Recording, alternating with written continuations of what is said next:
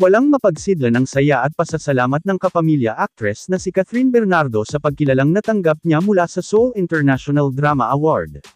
Si Catherine ang hinirang na Philippine winner sa kategoryang Outstanding Asian Star sa SDA dahil sa natatanging pagganap niya bilang Ali sa ABS-CBN primetime series na Too Good to Be True. Nitong Huwebes, September 21, 2023, personal na tinanggap ng aktres ang kanyang Outstanding Asian Star Trophy nang dumalo siya sa awarding ceremony sa Seoul, South Korea. Sa kanyang acceptance speech, sinabi ni Catherine na sa labis niyang kasiyahan ay pakiramdam niya ay isa lamang itong panaginip. Saad niya, "When I initially found out about the nomination and recognition for my craft by such an esteemed award-giving body, that in itself is already a win for me."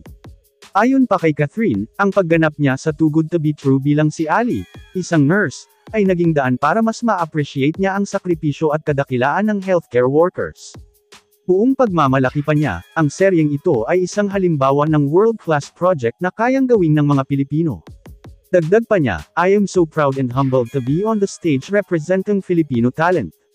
Maraming salamat po." Samantala, matapos ang kanyang acceptance speech, malapitang ipinakita ni Catherine ang kanyang SDA trophy nang ipost niya ito sa kanyang dating Twitter account.